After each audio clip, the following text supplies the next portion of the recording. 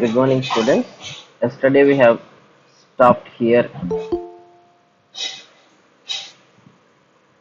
in this topic.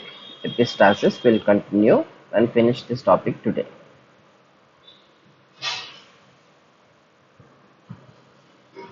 So let me remind you again what epistasis is.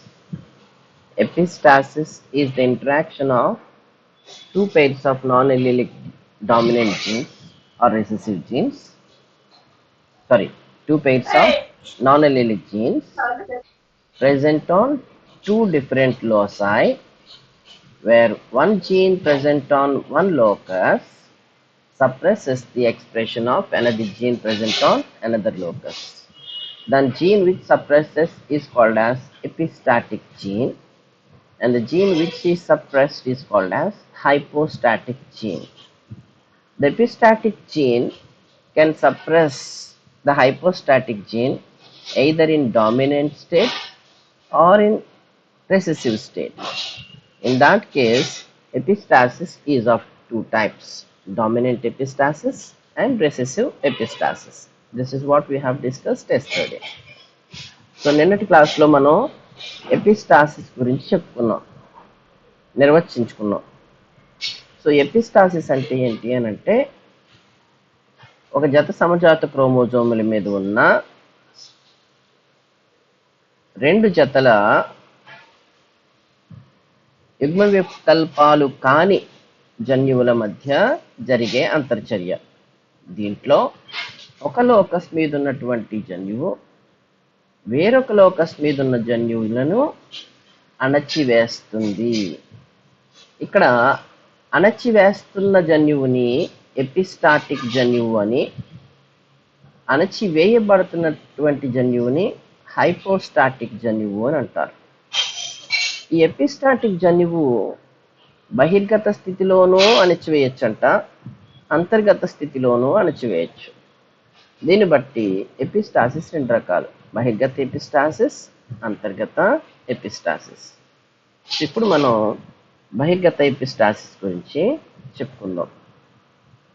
So dominant epistasis. Scientists have crossed two dogs here. One is a brown dog, the other is a white dog. This is parental generation. Emma? Record చేయండి sir. అవుతుందమ్మా.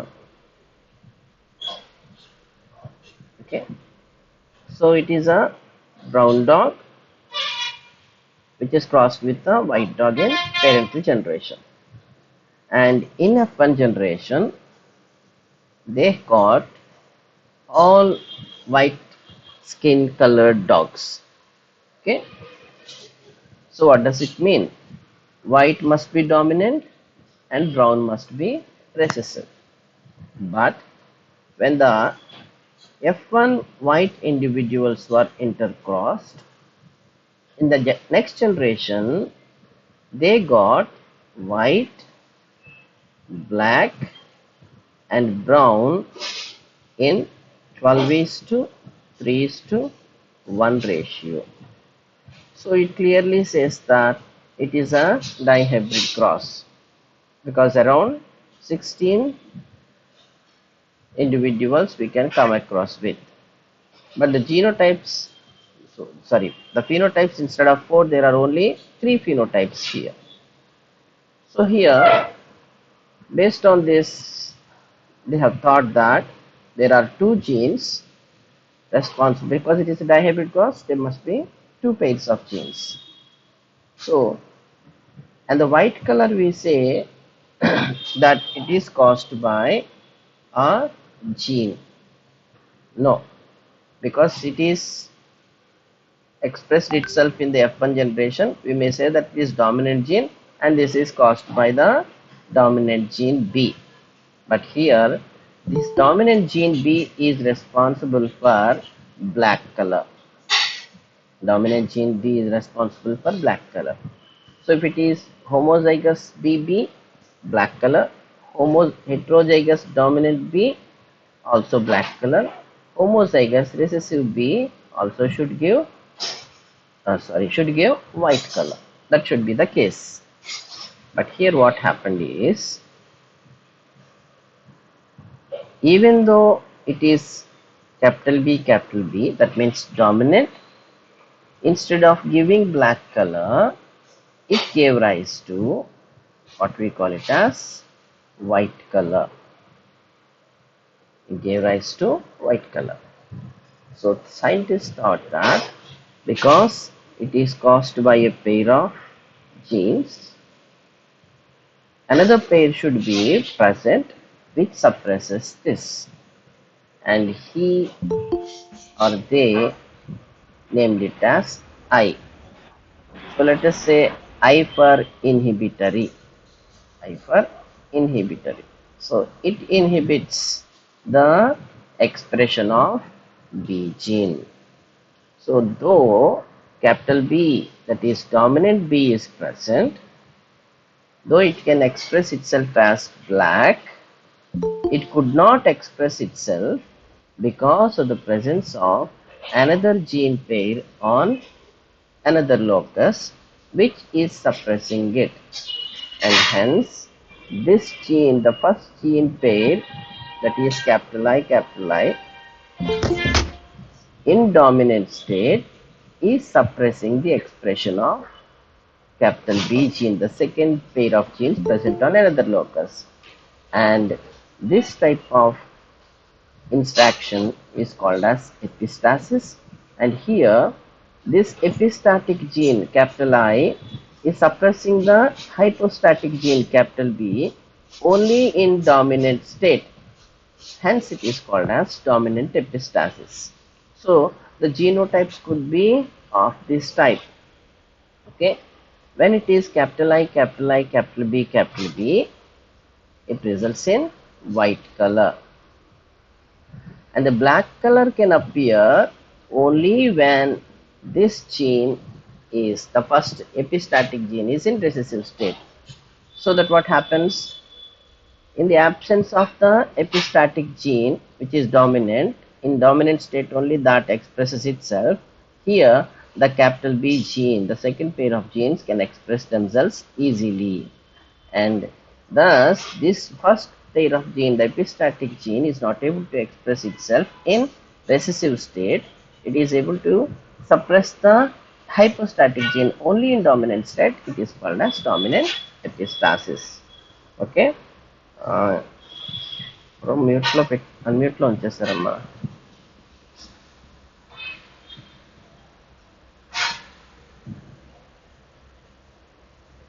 Okay, so dominant epistasis గురించి మనం చెప్పుకోబోతున్నాం. గోధుమ రంగు చర్మపు రంగు కలిగినటువంటి కుక్కలని ఏం చేశారంట, తెలుపు రంగు చర్మం కలిగిన వాటితో సంకరణం చేశారు. చేస్తే నెక్స్ట్ తరంలో అన్నీ తెలుపు వచ్చాయి. దీన్ని చూడగానే మనకి ఏమవుతుంది, తెలుపు బహిర్గతం, గోధుమ అంతర్గతం అని అర్థమవుతుంది. కాబట్టి తెలుపుని వైట్ కాబట్టి క్యాపిటల్ బి, క్యాపిటల్ డబ్ల్యూ అని, గోధుమని స్మాల్ డబ్ల్యూ అనుకోవచ్చు. కానీ అలా అనుకోవడానికి ఆస్కారం లేదు. ఎందుకంట నెక్స్ట్ జనరేషన్లో F1 ఇండివిజువల్ని క్రాస్ చేస్తే, తెలుపు చర్మం రంగు కలిగినటువంటి కుక్కల్ని క్రాస్ చేస్తే ఏం జరిగిందంట, F2 జనరేషన్లో తెలుపు, నలుపు, గోధుమ రంగు 3 దృశ్య రూపాలు వచ్చాయి.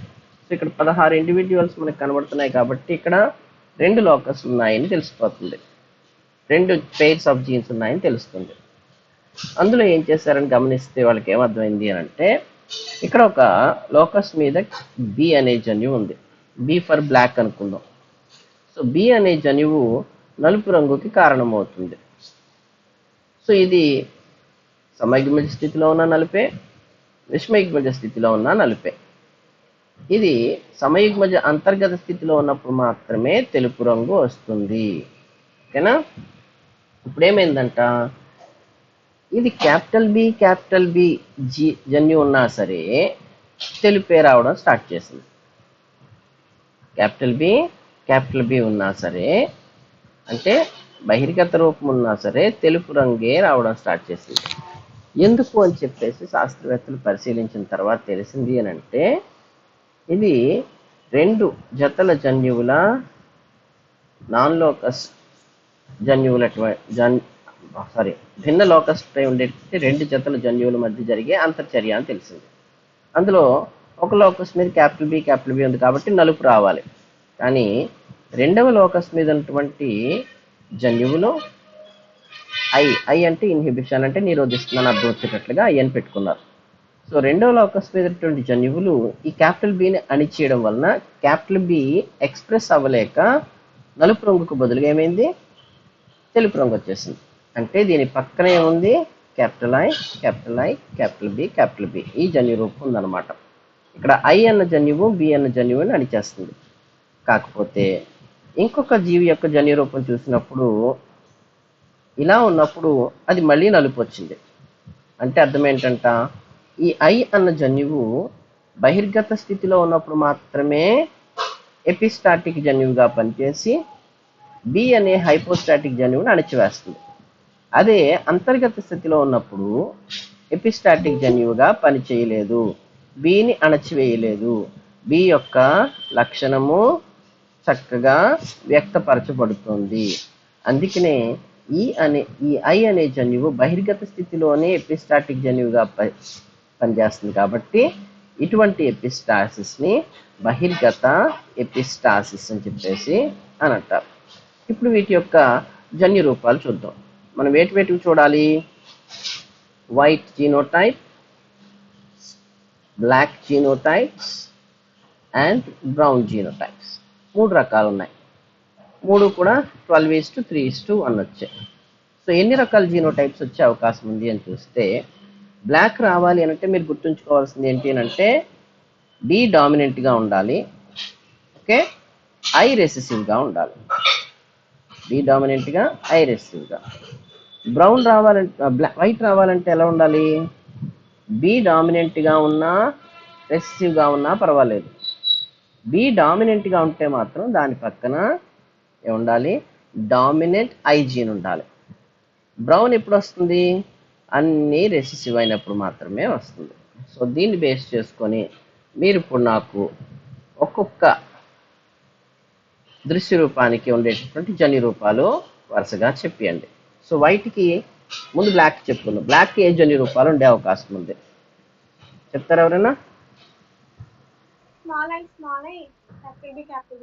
Very good, small I capital B. ఇంకా small I capital B. Very good. So small I capital B, small I capital B. So ఇక్కడ స్మాల్ ఐ ఏమో రెసివ్లో ఉంది కాబట్టి దీన్ని సప్రెస్ చేయలేదు క్యాపిటల్ బిని, అందువలన మనకి బి ఎక్స్ప్రెస్ అయిపోయింది. సో ఇంకో ఏమైనా ఆప్షన్ ఉండే అవకాశం ఉందా అంటే లేదు. క్యాపిటల్ బికి either dominant homozygous or dominant హెట్రోజైగస్లో ఉండే అవకాశం ఉంది కాబట్టి దీని జన్యు రూపాలు అయిపోయాయి. సో బ్రౌన్ జన్యు రూపం ఆల్రెడీ మనం చెప్పేసుకున్నాం. ఈ రెండు కాక మిగిలినవన్నీ వైట్ జన్యు రూపాలే, అంతే కదా. Capital I capital B. ఇది డామినెంట్ స్టేట్లో ఉంది కాబట్టి క్యాపిటల్ బిని అణిచేసింది, ఇది వైట్ అయిపోయింది. Capital I capital B, small B. Capital I small I capital B. Capital I small I capital B, small B.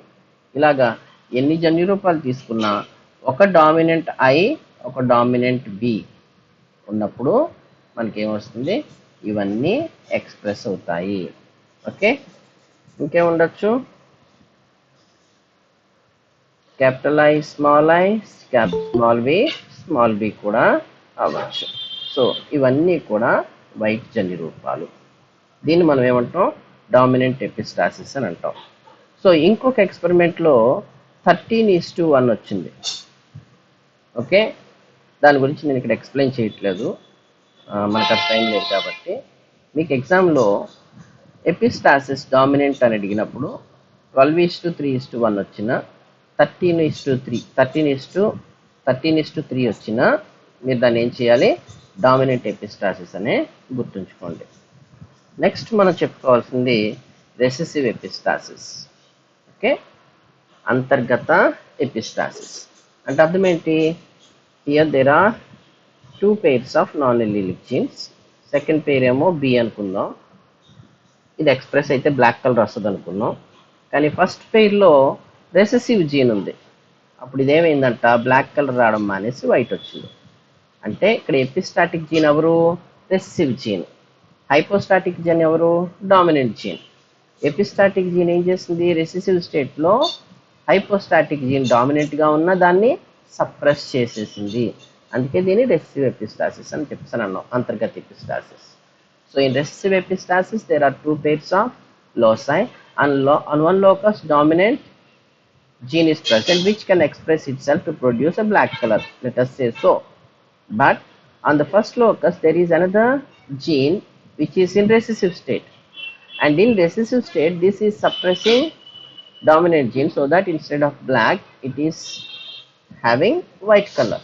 Thus this type of interaction where one gene present on one locus in recessive state is having epistatic influence on another gene present on another locus, that is hypostatic gene. Such an interaction is called as recessive epistasis. So to know this example more easily, here we come across with an experiment with the coat color in mice. Coat color in mice. This coat means skin color. Okay. చుంచుల్లో చర్మపు రంగు అనేటటువంటి లక్షణాన్ని తీసుకొని అధ్యయనం చేస్తే అంతర్గత epistasis బయటపడింది. The coat color in mice exists in three forms. One is called as black. కొన్ని చుంచుల చర్మం ఎలా ఉంది? నల్లగా ఉంది. Second one is completely totally white. No pigment of a trace at all. No trace of a pigment at all. That is albino. So రెండవది albino. మూడవది agouti. It is black in color with what we call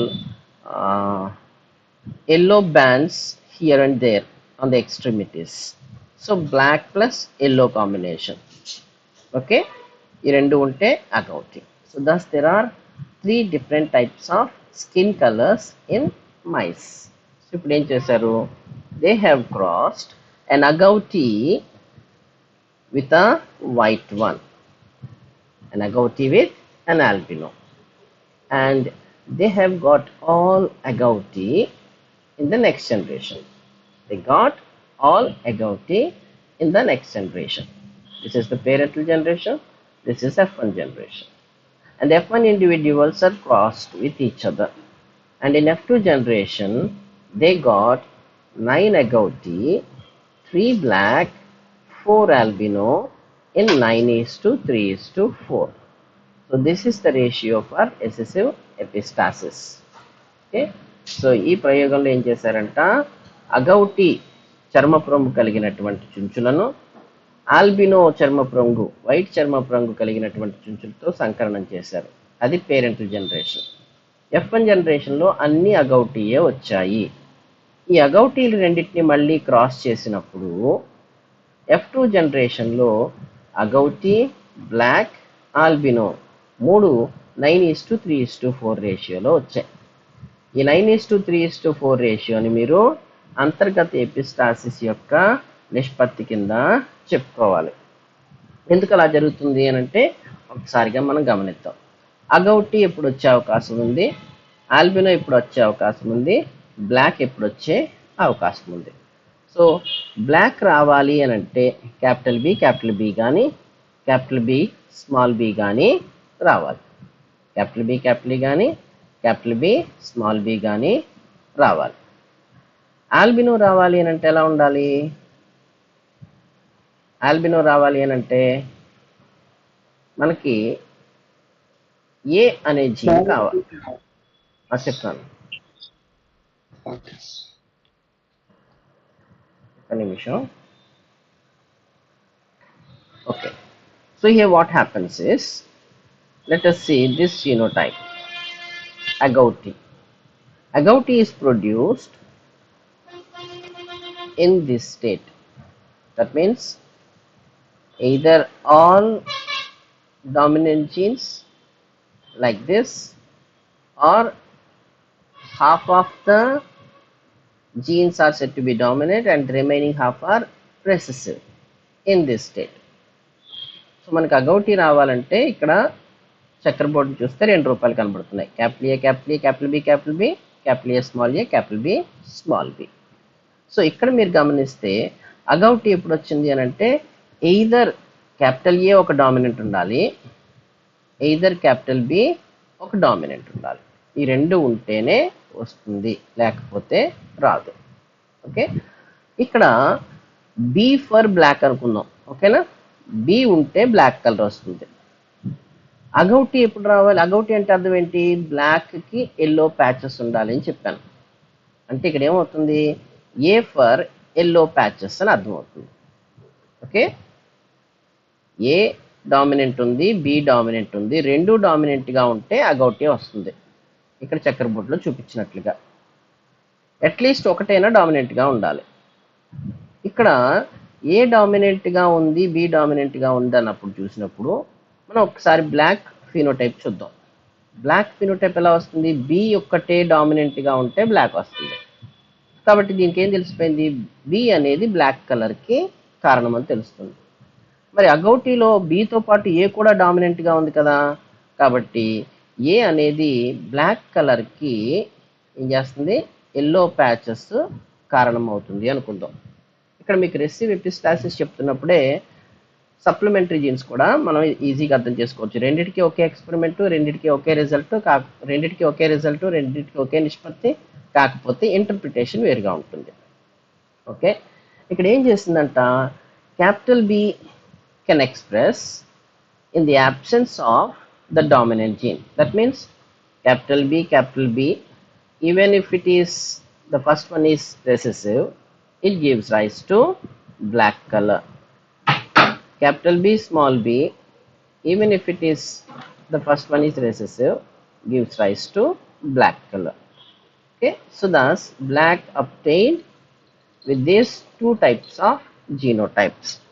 That means what is happening? Capital B can express itself even in the absence of the first locus in recessive state. Okay, but agouti to be produced, this one, agouti to be produced, it should be in this configuration or in this configuration or in this genotype or in this configuration. That means in all these types at least one dominant gene from A and one dominant gene from B are said to be present. Then only it can give rise to agouti. That means here B gene can express itself even in the absence of the first gene in dominant state, but A gene can express itself only in the presence of the second gene, that is dominant gene. And what is happening here? In case of supplementary gene action, the dominant allele, what is the dominant allele?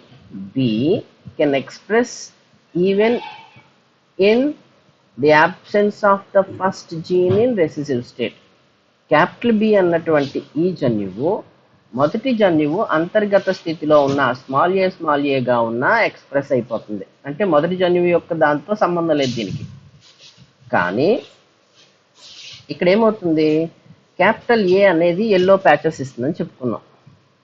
Yellow patches ఎలా ఇస్తుంది? Capital A small B ఉంటే, capital A small B ఉంటే వస్తుంది, albino వస్తుంది. చూడండి, capital A small B ఉన్న albino వస్తుంది. అంటే ఇక్కడ ఏ జీన్, ఎల్లో ప్యాచెస్కి అవసరమైన ఏ జీను ఉన్నప్పటికీ అది ఎక్స్ప్రెస్ అవ్వలేకపోతుంది. ఓకే, కారణం ఏంటంట? రెండో జీన్ స్మాల్ బి రెసిసివ్ స్టేట్లో దీన్ని సప్రెస్ చేసేస్తుంది. స్మాల్ బి రెసిసివ్ స్టేట్లో దీన్ని సప్రెస్ చేసేస్తుంది. అందుకనే ఇటువంటి ఇంటరాక్షన్ని మనం ఏమంటున్నాం? రెసిసివ్ ఎపిస్టాసిస్ అని అంటున్నాం. సో క్యాపిటల్ ఏ జన్యువు ఉంటే ఎల్లో ప్యాచెస్ రావాలి. కానీ క్యాపిటల్ ఏ జన్యువు యొక్క ఎల్లో ప్యాచెస్ ఎప్పుడు వస్తున్నాయి? రెండో జన్యువు క్యాపిటల్ బి కూడా పక్కన ఉన్నప్పుడే. బ్లాక్ ప్లస్ ఎల్లో, అగౌటి అంటే black plus yellow. So agouti స్థితిలోనే వస్తున్నాయి. అంటే క్యాపిటల్ బి ఉండాలి పక్కన ఏ ఎక్స్ప్రెస్ అవ్వాలి అని అంటే. కానీ ఇక్కడ ఏ ఎక్స్ప్రెస్ అవ్వకుండా ఎవరు చేస్తున్నారు? Small B. ఏ ఒక్కటే ఉంది, రెండోది స్మాల్ బి ఉంది. ఇదేం చేస్తుంది? ఏని ఎక్స్ప్రెస్ అవ్వనివ్వకుండా చేసేస్తుంది. అందుకనే అంతర్గత స్థితిలో స్మాల్ బి ఏం చేస్తుంది? ఏని ఎక్స్ప్రెస్ అవ్వనివ్వట్లేదు. కాబట్టి దీన్ని రెసిసివ్ ఎపిస్టాసిస్ కింద ఉదాహరణ కింద చెప్తారు. కాబట్టి క్యాపిటల్ ఏ స్మాల్ బి ఇదేంటంట? రెసిసివ్ ఎపిస్టాసిస్ కి ఉదాహరణ. The small P gene in recessive state is exerting epistatic influence on the capital A dominant A gene, so that the dominant A gene, which actually should produce yellow patches, is not able to produce, and it is resulting in white or albino individual. ఇక్కడ ఈ capital A small B స్థితిలో మనం గమనిస్తే small B జన్యువు capital ఏ జన్యువుని ఏం చేస్తుంది? పూర్తిగా అణచివేయడం వలన ఏ అనే జన్యువు సాధారణంగా ఎల్లో ప్యాచెస్కి కారణమైన జన్యువు. కానీ ఆ ఎల్లో ప్యాచెస్ని రావియకుండా ఈ స్మాల్ బి జన్యువు దాన్ని అణిచివేస్తుంది. కాబట్టి ఇది అంతర్గత ఎపిస్టాసిస్కి ఉదాహరణ కింద చెప్పుకుంటున్నాం. ఎందుకు అంతర్గత ఎపిస్టాసిస్ అంటున్నాము? చూడండి, క్యాపిటల్ ఏ ఉన్నప్పుడు black colour B gene express అయింది, yellow patches yellow gene A gene కూడా ఎక్స్ప్రెస్ అయింది. అంటే ఏ జీన్ ఎక్స్ప్రెస్ అవ్వడానికి ఈ రెండో లోకస్ మీద డామినెంట్ ఉండాలి. అంటే డామినెంట్ బి ఉంటే అది ఏమవుతుంది? హైపోస్టాటిక్, అది ఎపిస్టాటిక్ ఇన్ఫ్లుయెన్స్ని చూపించలేకపోతుంది. ఇదే జీన్ బి జీను రెసెసివ్ స్టేట్లో ఉంటే ఏని సప్రెస్ చేసేస్తుంది. అందుకే దీన్ని అంతర్గత ఎపిస్టాసిస్ అని అంటారు. దీన్ని కొద్దిగా మార్చి సప్లిమెంటరీ జీన్స్ కింద చెప్పుకుందాం. ఓకే, సప్లిమెంటరీ జీన్స్ అనుపూరక జన్యువులు. సో మనకి ఎగ్జామినేషన్స్ గురించి వచ్చినప్పుడు okay, we write in March generally main examinations. After the main examinations are over, whosoever fails in the main examination, they conduct around in September or any other month the supplementary examination. Okay, that means, what does it mean? If all individuals, all the students pass in the March itself, there will not be any supplementary examination, isn't it? Whereas when some of them fail, then only supplementary examination will be there. What does it mean? Main examinations can be without supplementary, but supplementary examinations can be only when there is a main examination. Okay, మనం ఏంటంటే పరీక్షలు రాసినప్పుడు main exams ఉంటాయి, supplementary ఉంటాయి. Main exams ఎప్పుడు ఉంటాయి? ప్రతి సంవత్సరం చివరిలో లేదా సెమిస్టర్ చివరిలో గ్యారంటీగా ఉంటాయి. సప్లిమెంటరీ ఎప్పుడు ఉంటాయి? ఓన్లీ మెయిన్ ఎగ్జామ్లో ఎవరైనా ఫెయిల్ అయితేనే వాళ్ళ కోసం సప్లిమెంటరీ ఎగ్జామ్స్ పెడతాం. మెయిన్ ఎగ్జామ్లో అందరూ పాస్ అయిపోతే సప్లిమెంటరీ ఉంటాయా? ఉండవు. అంటే ఏం చేస్తుందంట, సప్లిమెంటరీ అనేది మెయిన్ ఉన్నప్పుడు మాత్రమే, మెయిన్ ఎగ్జామ్ ఉన్నప్పుడు మాత్రమే ఉంటుంది.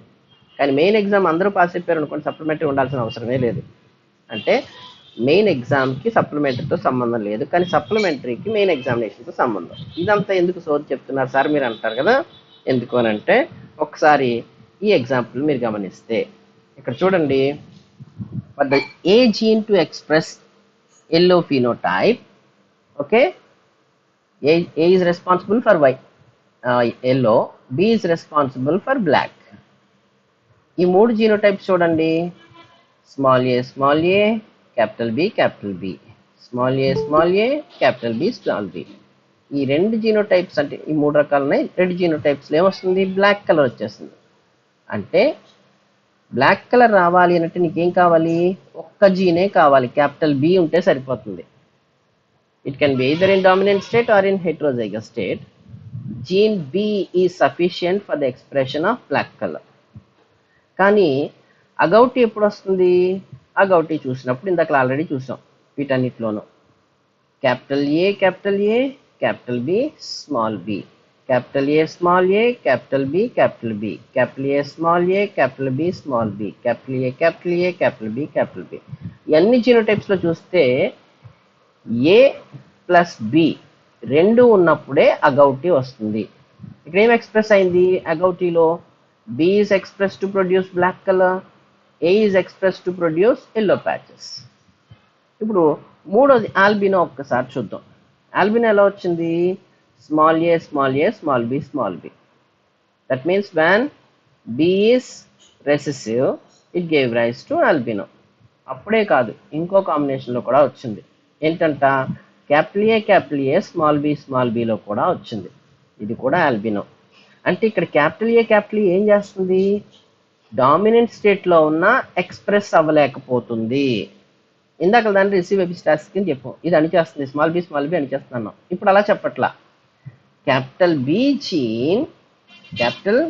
gene can express itself even in the absence of the dominant gene on the first locus, but the capital A gene, the gene for yellow patches on the black colored skin, can express itself only in the presence of the first gene. Okay, thus it is supplementing the action of the capital B gene, and such an interaction between two pairs of non-allelic dominant genes where one gene can express itself even in the absence of the other gene, but the first gene, which is here dominant A, can express only in the presence of the second gene, but it is not fully expressed. Half of the body is black and half of the body is not yellow. It is just the entire body is black color with some yellow patches on some parts. That means it is supplementing the action of the B gene. Hence here this gene A is called as a supplementary gene. So B అనే gene express అయితే ఏమొచ్చేస్తుందండి? Black వచ్చేస్తుంది, మనకు ప్రాబ్లమే లేదు. ఏ అనే gene express అయితే yellow రావాలి, కానీ ఎప్పుడు వస్తుంది ఎల్లో? ఏ పక్కన బి ఉన్నప్పుడు మాత్రమే వస్తుంది. సో రెండు ఎక్స్ప్రెస్ అయ్యాయి అనుకుంటే ఈక్వల్గా కోడామినెన్స్లో లాగా బి మొత్తం హాఫ్ బ్లాక్ కలర్ ఉండాలి, హాఫ్ ఎల్లో కలర్ ఉండాలి. కానీ అలా జరగట్లేదు. ఏం జరిగింది? మొత్తం బాడీ అంతా బ్లాక్ కలర్ ఉంటుంది, అక్కడక్కడ ఎల్లో ప్యాచెస్ దానికి యాడ్ అవుతున్నాయి. అంటే ఏ జీన్ ఏం చేస్తుంది? B gene. అది చెప్పాను కదా ఇందాక మెయిన్ ఎగ్జామినేషన్ అని. మెయిన్ ఎగ్జామినేషన్స్ అంటే టోటల్ బాడీ మొత్తం బ్లాక్ కలర్ వచ్చేస్తుంది. ఇది ఏం చేస్తుంది? సప్లిమెంటరీ దానికి కొంచెం యాడ్ చేస్తుంది, ఎల్లో కలర్ వచ్చింది. అంటే ఏ జీన్ బి జీన్ ఉన్నప్పుడు మాత్రమే ఎక్స్ప్రెస్ అయ్యి బి జీన్ యొక్క ఎక్స్ప్రెషన్కి కొంత సప్లిమెంట్ చేస్తుంది, అందిస్తుంది. అందుకనే ఇక్కడ ఏ జీన్ని మనం సప్లిమెంటరీ జీన్ లేదా అనుపూరక జన్యువు అని చెప్పేసి అని అన్నాం. సో ఇది కొంచెం కాంప్లికేటెడ్గా ఉంటుంది, రెసెసివ్ ఎపిస్టాసిస్, సప్లిమెంటరీ జీన్స్. కాకపోతే రెండిటికి ఎగ్జాంపుల్ ఒకటే, ఇంటర్ప్రిటేషన్ మాత్రం వేరుగా చెప్పడం జరిగింది. మీకు ఈ రెండిట్లో ఏమైనా డౌట్ ఉంటే అడగండి, లేదంటే we'll move to the next one.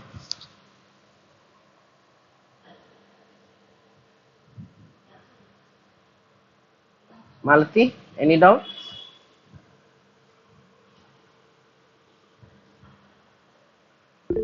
Supplementary gene నాకు అర్థం కాలేదు సార్, మరి ఒకసారి చెప్పండి. Very good. రెసెసివ్ ఎపిస్టాసిస్ అర్థమైంది కదా? రెసెసివ్ ఎపిస్టాసిస్ అంటే ఏంటి? Capital A small B. A for yellow patches, but it resulted in albino. Why? Because gene B in recessive state suppressed it so that yellow is not produced and albino is produced. Capital A small b స్థితిలో ఏ అనే జన్యువు జనరల్గా yellow colour రావాలి, yellow patches రావాలి, కానీ అది రాలేదు. కారణం ఏంటంట? రెండో లోకస్ మీద ఉన్న బి జన్యువు రెసెసివ్ స్టేట్లో అంతర్గత స్థితిలో స్మాల్ బిగా ఉండి ఈ ఏని సప్రెస్ చేసేసింది, కాబట్టి ఇప్పుడు బి అనేది ఎపిస్టాటిక్ జీన్, ఏ అనేది hypostatic gene. So hypostatic gene suppress అయిపోయింది కాబట్టి ఎల్లో కలర్ రాలేదు, ఏమొచ్చింది? వైట్ కలర్ ఆల్బినో వచ్చేసింది.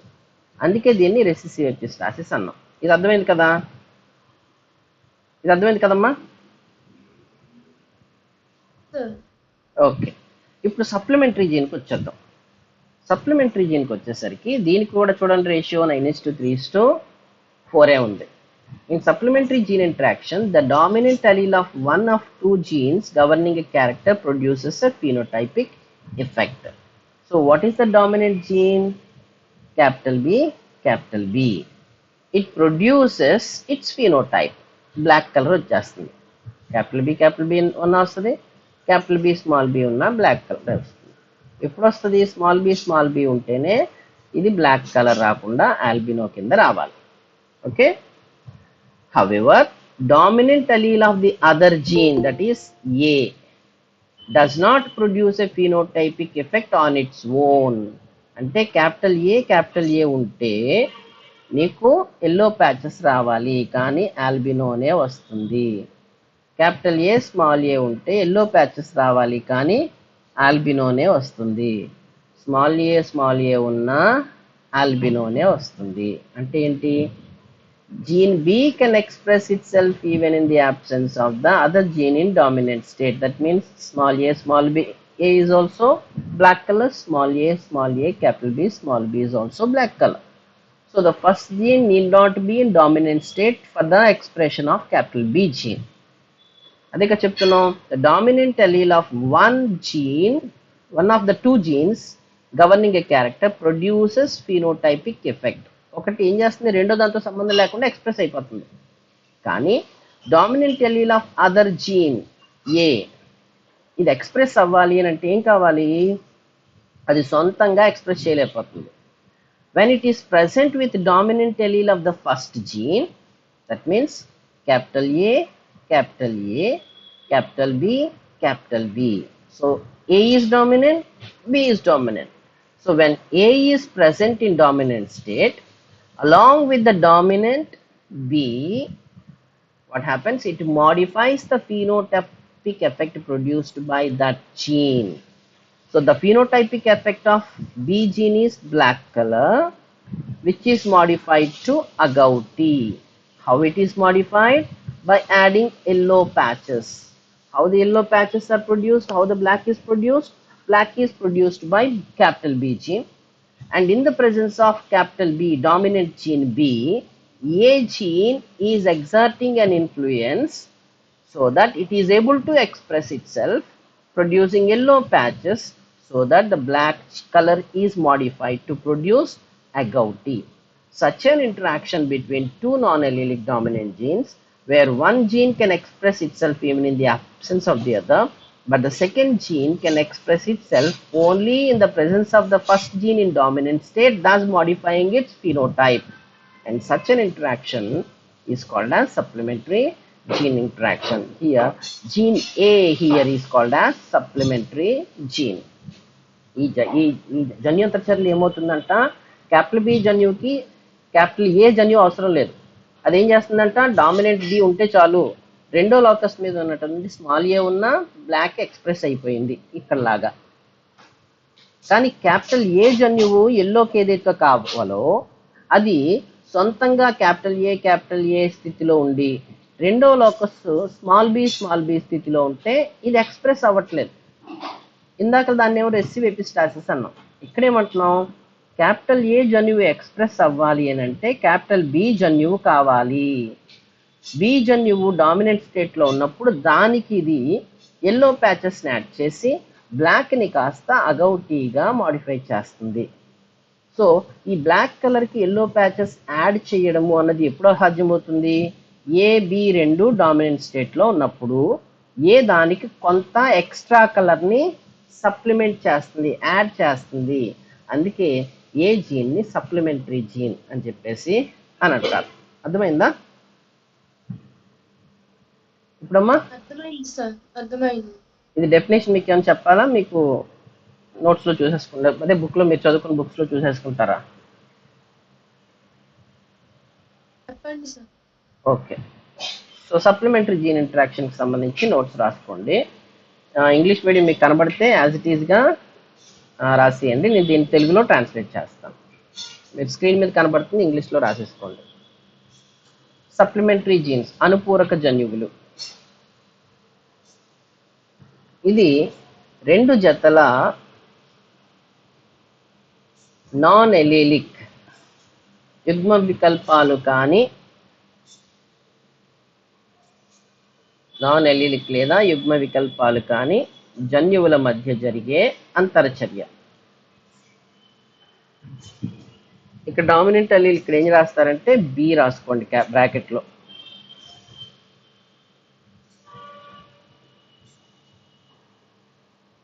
ఇక్కడ అదర్ జీన్ అంటే క్యాపిటల్ ఏ రాసుకోండి ఇక్కడ బ్రాకెట్లో.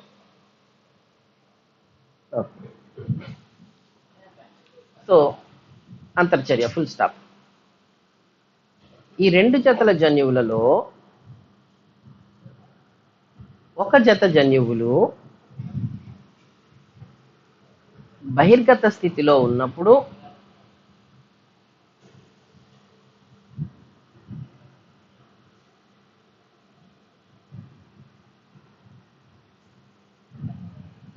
వాటి యొక్క దృశ్య రూపాన్ని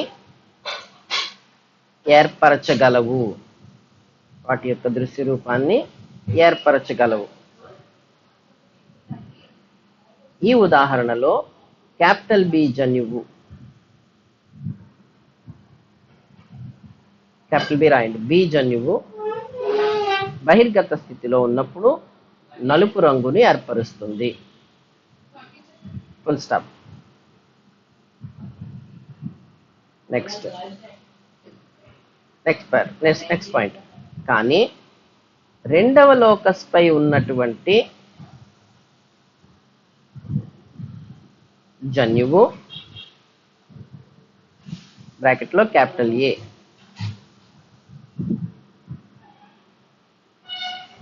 మొదటి జన్యువు బహిర్గత స్థితిలో లేనప్పుడు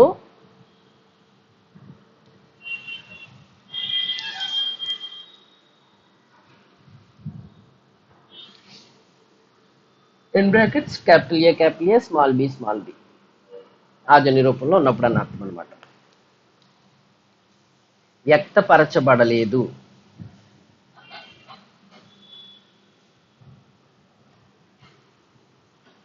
ఈ ఉదాహరణలో ఫుల్ స్టాప్. క్యాపిటల్ ఏ జన్యువు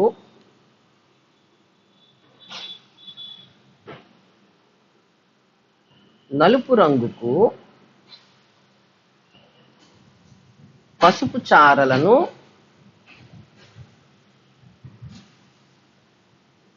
ఏర్పరచాలి. కానీ క్యాపిటల్ ఏ స్మాల్ బి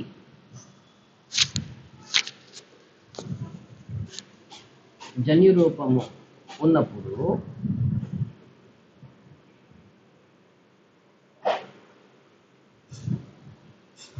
రెండవ జన్యువు అంతర్గత స్థితిలో ఉండడం వలన బ్రాకెట్లో స్మాల్ బి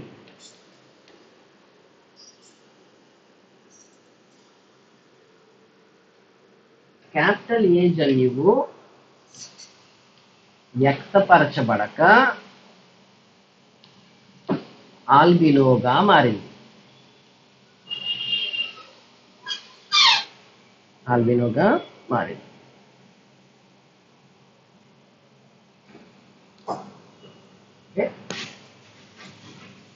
అదే అగౌటి రూపములో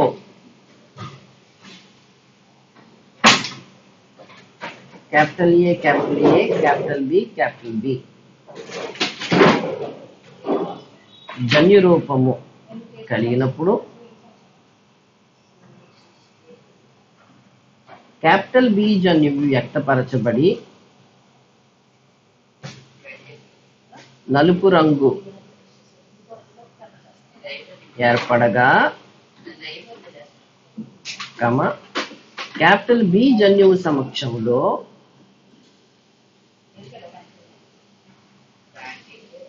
క్యాపిటల్ ఏ జన్యువు కూడా వ్యక్తపరచబడి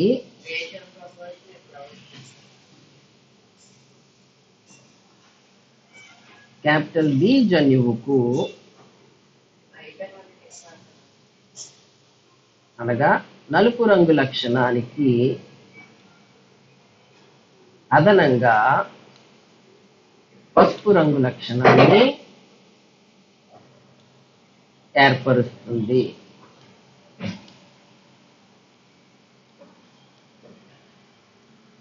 ఈ అంతరచర్యలో క్యాపిటల్ ఏ జన్యువును అనుపూరక జన్యువు అంటారు.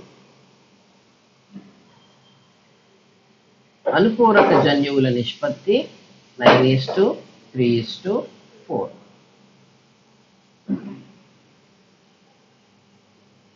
రెసిసివ్ ఎపిస్టాసిస్లోను అదే నిష్పత్తి, సప్లిమెంటరీ జీన్ ఇంట్రాక్షన్ కూడా అదే నిష్పత్తి. 9 అగౌటి 3 బ్లాక్ 4 ఆల్బినో. ఇలా గుర్తుంచుకోండి. 9 అగౌటి 3 బ్లాక్ 4 ఆల్బినో. సో జనరల్గా మీకు ఎగ్జామ్స్లో ఇస్తే నిష్పత్తులు ఇస్తారు తప్ప డెఫినేషన్లు ఇవ్వడు. ఇన్ కేస్ డెఫినేషన్ ఇస్తే మీకు ఈ కాన్సెప్ట్ అర్థమైతే మీరు ఆన్సర్ ఈజీగా చేయగలరు ఉద్దేశంతో డీటెయిల్గా చెప్పడం జరిగింది. Next, duplicate genes. Duplicate dominant epistasis అని కూడా అంటారు.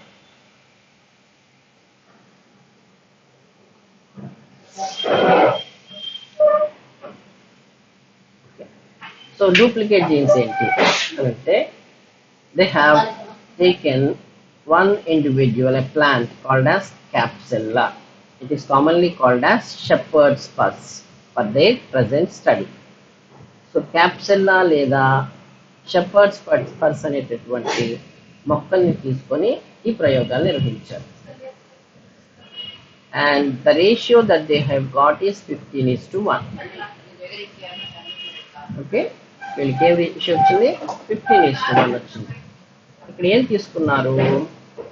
They have taken the shape of the fruit.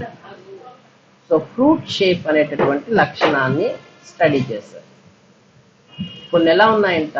Some are triangular, some are oval in shape. కొన్ని ఏమో త్రిభుజాకారంలో ఉన్నాయి, కొన్ని అండాకారంలో లేదా బొంగరం ఆకారంలో ఉన్నాయి. టాప్ షేప్డ్ అంటారు. ఓవల్గా ఉంది, దీన్ని ఏమంటాం? టాప్ షేప్ అంటే బొంగరం ఆకారంలో ఉంది. ఓకే, ఇప్పుడు ఏం చేశారు? The triangular variety is crossed with top shaped variety. త్రిభుజాకారంలో ఉన్నదాన్ని బొంగరం ఆకారంలో, అండాకారంలో ఉన్న ఫ్రూట్స్ ఉన్నటువంటి మొక్కతో సంకలనం చేశారు. F1 జనరేషన్లో they have all got all triangular, అన్ని త్రిభుజాకారంలోనే వచ్చాయి.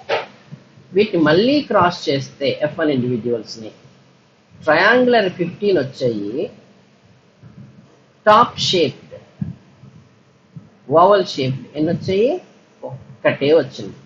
సో ఒక్కటే వచ్చిందంటే మనకు తెలిసిన జన్యురూపం ఏంటి? Small T small T. దీన్ని రెండో దాన్ని వి అనుకుందాం, స్మాల్ వి స్మాల్ వి, లేదా డి అనుకుందాం. మనకు నచ్చిన రాత్రి ఏ రకంగా చెప్పుకోవచ్చు. మిగిలిన 15 జీనోటైప్స్, 15 టైప్స్ ఏవైతే ఉన్నాయో అందులో ఉన్న అన్ని జీనోటైప్స్ ఒకదాన్ని ఏర్పరిచాయి. సో ఇక్కడ దీన్ని క్యాపిటల్ టీ ఫర్ ట్రయాంగులర్ అనుకుంటే, capital V is also for triangular. అంటే capital T capital T capital V capital V, capital T small capital T capital V small V, capital T small T capital V capital V, small T capital V capital V, capital T small V capital T small T small V small V, capital T small V small V. ఏ genotype అనేది తీసుకోండి.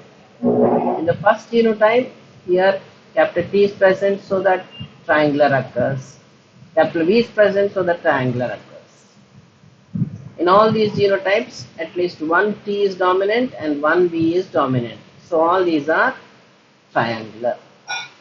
But even in the next genotype, only capital V is dominant, small t is recessive, even though it is triangular. In the next example, capital T is dominant, next gene is said to be recessive, even though it is triangular. That means here there is one character that is triangular character. It is the same character is determined by two genes. The same character is determined by two genes. and thus this one gives rise to triangular color, this one gives rise to triangular shape. Thus both of these are duplicating each other's action. They are duplicating each other's action, hence it is called as duplicate gene action. Duplicate genes అని చెప్పేసి అని అంటాం. ఏమైందంట, duplicate dominant epistasis అంటున్నాం. Duplicate dominant స్టేట్లో ఇది ట్రయాంగులర్గా, dominant స్టేట్లో ఇది ట్రయాంగులర్గానే ఉంటుంది. కాబట్టి ఇది డూప్లికేట్ డామినెంట్ జీన్స్కి ఎగ్జాంపుల్ కింద చెప్తారు. రేషియో 15:1. ఇక్కడ మీరు పెద్దగా ఆలోచించాల్సిన పని లేదు. స్మాల్ బి మాత్రమే మీకు ఓవేట్ షేప్ని, టాప్ షేప్ని ఇస్తుంది. మిగిలిన అన్ని జీనోటైప్స్ కూడా ఇలాగే వస్తుంది. అందుకే వీటిని డూప్లికేట్ జీన్స్ లేదా తెలుగులో ద్విగుణీకరణ జన్యువులు అన్నారు. సో ద్విగుణీకరణం అనే పదం నాకైతే నచ్చలేదు. ద్విగుణీకరణం ఏంటంటే డబల్ చేయాలి, కానీ ఇక్కడ ద్విగుణీకరణ జరగట్లా. ఏమవుతుంది, కాపీ చేస్తుంది. ఒక టీ అనే జన్యువు ఏ లక్షణాన్ని ఏర్పరుస్తుందో వి అనే జన్యువు కూడా బహిర్గత స్థితిలో డామినెంట్ స్టేట్లో అదే లక్షణాన్ని ఏర్పరిచేస్తుంది. అంటే ఇది దీన్ని డూప్లికేట్ చేస్తుంది, ఇది దీన్ని డూప్లికేట్ చేస్తుంది. కాబట్టి వీటిని డూప్లికేట్కి తెలుగు పదం సరైనది లేదు, కాబట్టి మనం డూప్లికేట్ జన్యువులు అనడమే కరెక్ట్. కానీ తెలుగులో ట్రాన్స్లేట్ చేసినప్పుడు ద్విగుణీకరణ జన్యువులు అని రాశారు, అది మాత్రం మర్చిపోండి. ఓకే, నెక్స్ట్ ఇంకొకటి ఉండిపోయిందండి. Duplicate genes with cumulative effect and the ratio is 9:6:1.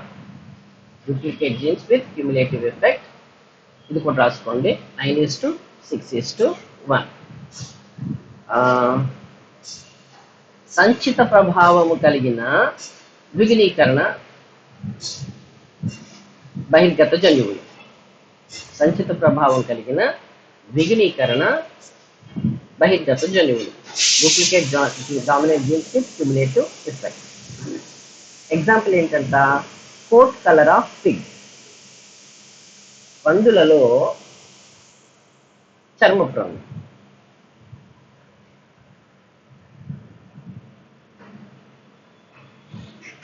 Okay, ఇది ఏంటి అని చెప్తే ఒకసారి చూడండి. In Duroc Jersey breed of pigs, పందుల్లో ఒక బ్రీడ్ తీసుకున్నారు, దాన్ని డ్యూరాక్ జెర్సీ అని అంటారు. The coat color is influenced by 2 pairs of genes. So it is like a dihybrid cross. రెండు జతల లక్షణాలు దీన్ని నియంత్రిస్తున్నాయి. ఒకటి ఏంటంట, శాండీ కోట్ కలర్. ఒకటేంటి, sandy coat colour. The sandy coat color results from a gene, dominant gene called as S. So SS ఉన్నప్పుడు, S small s ఉన్నప్పుడు ఏమవుతుంది, శాండీ కోట్ కలర్ వస్తుంది. ఇసుకలాగా ఆ రంగులో ఉన్నట్టు అనమాట అనుకుందాం ఫర్ ఎగ్జాంపుల్. అదే స్మాలెస్ట్ ఉన్నప్పుడు ఏమొస్తుంది, వైట్ కలర్ రావాలి. స్మాలెస్ట్ ఉంటే వైట్ కలర్ రావాలి. ఇప్పుడు ఏమైంది, శాండీ పిగ్ ఇంకోటి, Sandy colour is also resulting from a non-allelic dominant gene, capital R, and its homozygous recessive is also white. Okay, capital S ఉన్న శాండీయే వచ్చింది, capital R ఉన్న శాండీయే వచ్చింది. capital S small s ఉన్న శాండీయే వచ్చింది, capital R small s ఉన్న శాండీయే వచ్చింది. small s ఉంటే white వచ్చింది, స్మాల్ ఆర్ ఉంటే వైట్ వచ్చింది. అంటే ఇక్కడ ఏమర్థమవుతుంది, ఇక్కడ రెండు జీన్స్ ఉన్నాయి. శాండీ కోట్ కలర్కి, ఇసుక రంగు చర్మపు రంగుని ఏర్పరచడానికి క్యాపిటల్ ఎస్ క్యాపిటల్ ఆర్ రెండు ఉన్నాయి. ఇందాక ఎలాగైతే ట్రయాంగిల్ ఏర్పరచడానికి క్యాపిటల్ టీ క్యాపిటల్ వి ఉన్నాయో, ఇక్కడ ఒకే లక్షణాన్ని, శాండీ లక్షణాన్ని ఏర్పరచడానికి క్యాపిటల్ ఎస్ క్యాపిటల్ ఆర్ ఉన్నాయి. అర్థమవుతుందండి? అంటే ఇవేంటవుతాయి, these are duplicate genes, duplicate dominant genes. ఇందాకలాగే డూప్లికేట్ జీన్స్, డామినెంట్ జీన్స్. కాకపోతే ఇందాక క్యాపిటల్ టీ క్యాపిటల్ బి రెండు ఉన్నప్పుడు కూడా ట్రయాంగిలే వచ్చింది. కానీ ఇక్కడ when capital S capital S, capital R present. ఇందాక డూప్లికేట్ జీన్స్ లాగా ట్రయాంగిల్ వచ్చింది కాబట్టి ఇక్కడ కూడా శాండీయే రావాలి, కానీ శాండీ రాలేదు. ఏమొచ్చింది?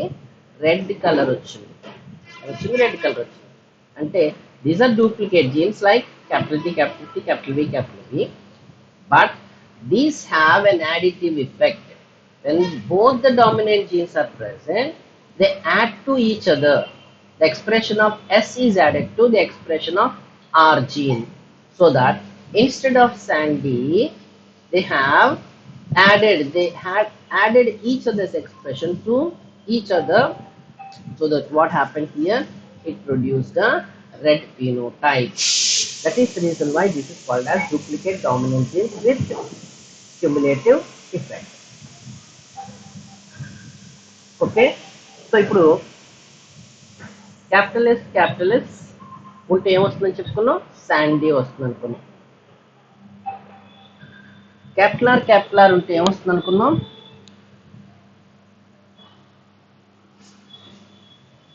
శాండీ వస్తుంది అనుకున్నాం. స్మాలెస్ట్ ఉంటే వైట్ వస్తుంది, స్మాల్ ఆర్ ఉంటే వైట్ వస్తుంది.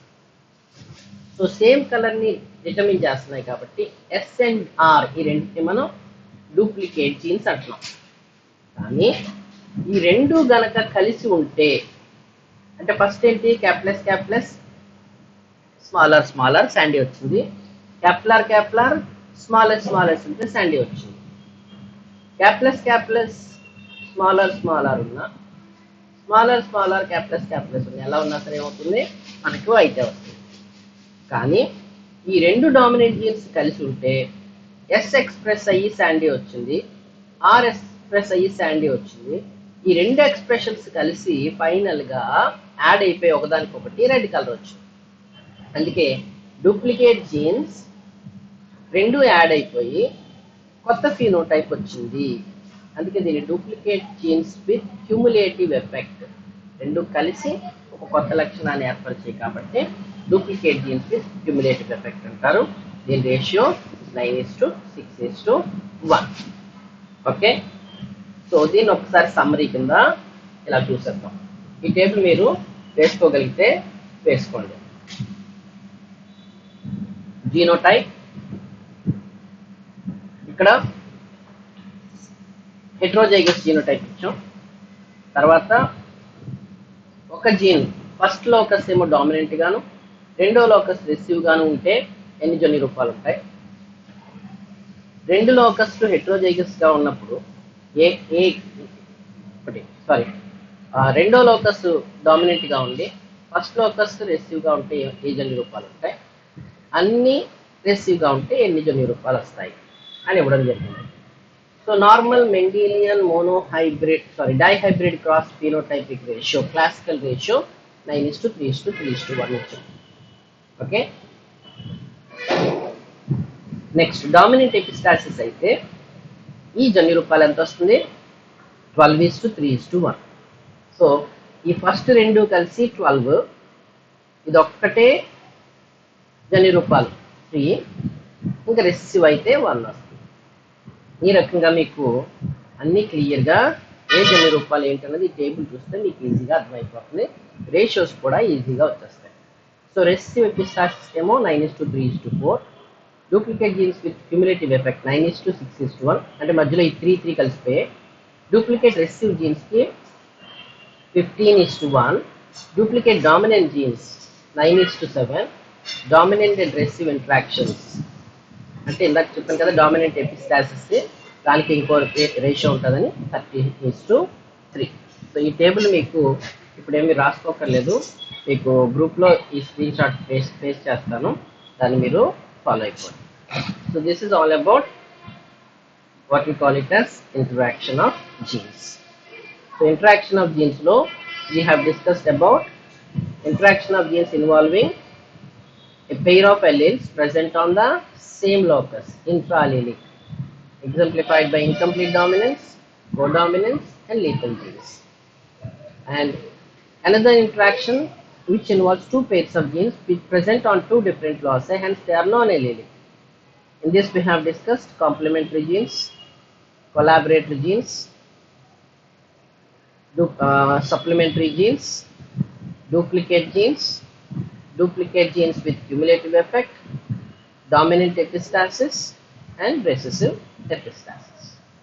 సో ఇంట్రాక్షన్ ఆఫ్ జీన్స్లో భాగంగా మనం సుమారుగా 10 రకాల ఇంట్రాక్షన్ చూసాం. అందులో 3 ఏమో ఇంట్రాలిలిక్ ఇంట్రాక్షన్స్. అందులో అసంపూర్ణ బహిర్గతత్వం, సహకార బహిర్గతత్వం, ప్రాణాపాయ జన్యువులు. ఈ 3 గురించి అడిగినప్పుడు ఇంట్రాలిలిక్ అన్న పదం గుర్తుంచుకోండి. మిగిలినవన్నీ కూడా నాన్ అలీలిక్. 2 జతలు ఉండాలి, భిన్న లోకస్ మీద ఉండాలి, యుగ్మజాలు కాకుండా ఉండాలి. ఓకే, సో ఫస్ట్ది ఏంటంట సహపూరక జన్యువులు, రెండవది కొలాబరేటర్ జన్యువులు. సహపూరక జన్యువుల నిష్పత్తి 9:7, రెండవది కొలాబరేటర్ జన్యువులు 9:3:3:1, సప్లిమెంటరీ జీన్స్ అనుపూర్ణక జన్యువులు 9:3:4, duplicate jeans 15:1, duplicate genes with cumulative effect 9:6:1, dominant epistasis 12:3:1 or 13:3, recessive genes, recessive epistasis, అంతర్గత epistasis 9:3:4. ఈ రేషియోలన్నీ చెప్పుకోవడం జరిగింది. సో మీకు ఇప్పుడు ఇవన్నీ అర్థమైంది అనుకుంటున్నాను. నేను ఒక్కొక్కరిని పిలిచి ఒక్కొక్క ప్రశ్న వేస్తాను, నాకు ఆ రేషియో చెప్తే సరిపోతుంది. చెప్తారా?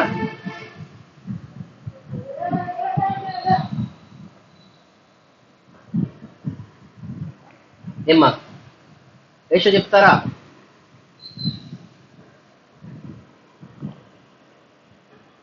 ఎవ్వరు మాట్లాడరా? Very good. సో ఇక్కడ ఫస్ట్ పార్టిసిపెంట్ లిస్ట్ లో నాకు ధ్వని కనబడుతుంది. Dhwani, are you there online? Dhwani. Yes, sir. Okay. What is the phenotypic and genotypic ratio of incomplete dominance? 1:2:1, sir. Incomplete dominance కి ఫినోటైపిక్ రేషియో అంతా 1:2:1. జీనోటైపిక్ రేషియో అంతా జన్యురూప నిష్పత్తి Same, sir. Same. Very good. Next Srilakshmi.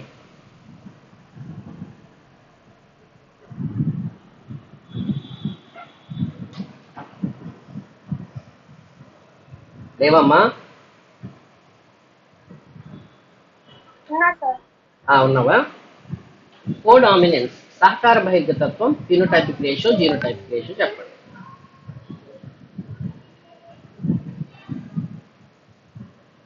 Notes తిరగేయకుండా చెప్పండి.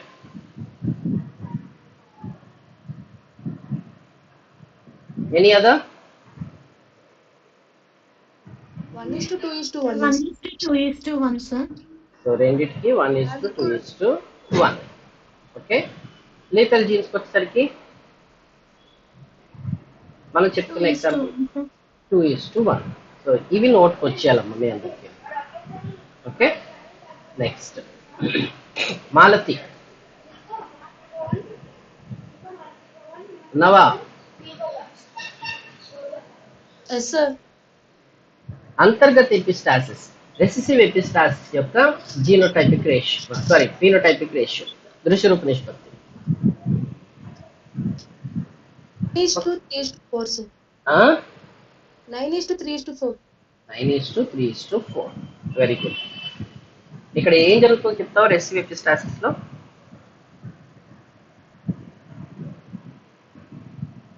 Recessive epistatic gene అనేది recessive గా ఉండి హైపోస్టాటిక్ జీన్ ని సప్రెస్ చేస్తుంది. వెరీ గుడ్, ఎక్సలెంట్, చాలా మంచి. Next Hemanth, are you there?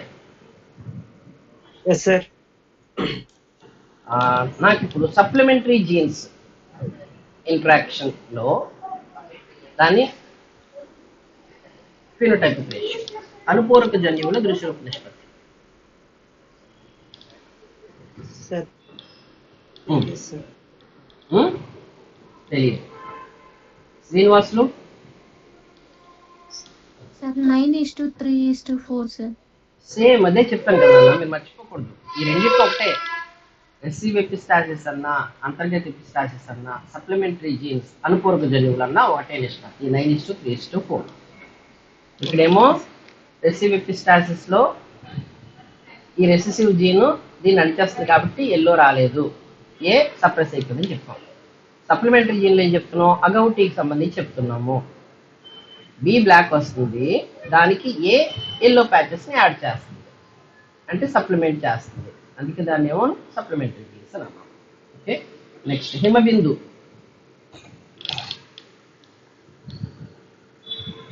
నవమా?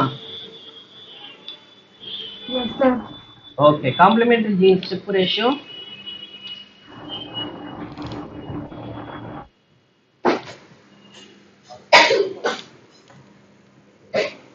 Complementary genes సహపూరక జన్యువు. Anyone else? 9:3. Complementary genes. Complementary genes అంటే ఏం చెప్పాను? ఎగ్జాంపుల్ లాక్టోస్ ఓడరేటర్స్ లో యాంథోసైనిన్ పిగ్మెంట్ గురించి ఎగ్జాంపుల్ చెప్పాను. క్యాపిటల్ సి, క్యాపిటల్ పి రెండు ఉంటేనే పర్పుల్ కలర్ వస్తుంది. ఓన్లీ క్యాపిటల్ సి ఉన్నా వైట్ వచ్చేస్తుంది. 9:7, sir. Capital only capital P ఉన్నా వైట్ వస్తుంది. రెండు కలిసి మాత్రమే దాన్ని ఎక్స్ప్రెస్ చేయగలవు కాబట్టి 9:7. ఓకే, కాంప్లిమెంటరీ జీన్స్ అయిపోయింది. Next duplicate genes. Duplicate jeans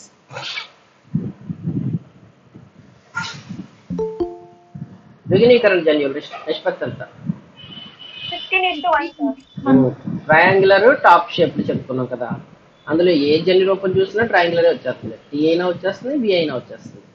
ఇది 15:1. Duplicate genes with cumulative effect.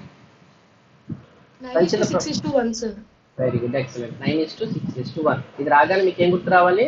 Sandy coat colour, red coat colour, ఈ రెండు గుర్తు రావాలి. Next dominant epistasis. దీనికి రెండు ఫినోటైపిక్ రేషియోస్ ఉంటాయని చెప్పాను. బహిర్గత ఎపిస్టాసిస్. ఆ రెండు పేర్లు చెప్తారా ఎవరైనా? 12:3:1, sir. Another one 13:1, sir. 13:3. 16 రావాలి కదా, టోటల్ 16 రావాలి కదా. నేను 13:1 పొరపాటు వేసాను, తర్వాత 1 3 వేసాను. నువ్వు ఆ రెండోసారి మార్చింది నువ్వు చూడలేదన్నమాట. సో 13:3, 16 టోటల్ రావాలి. మీరు ఎప్పుడైనా రేషియో చూడండి, ఫైనల్గా చక్కర్ బోర్డు డైహైబ్రిడ్ క్రాస్లో 16 రావాలి. 9 + 3 12, 12 + 4 16, 9 + 7 16, 15 + 1 16, 9 + 6 15 + 1 16, 12 + 3 15 + 1 16, 13 + 3 16. సో ఫైనల్గా మనకి 16 ఉండేటట్టుగా చూసుకోండి, మీకు ఈజీ అయిపోతుంది. So tomorrow's class we will discuss about linkage crossing over. వీలైతే మీరు ఒకసారి చదువుకుని రండి. Will have a discussion. Okay, thank you. Anything else ask me, otherwise will close the class.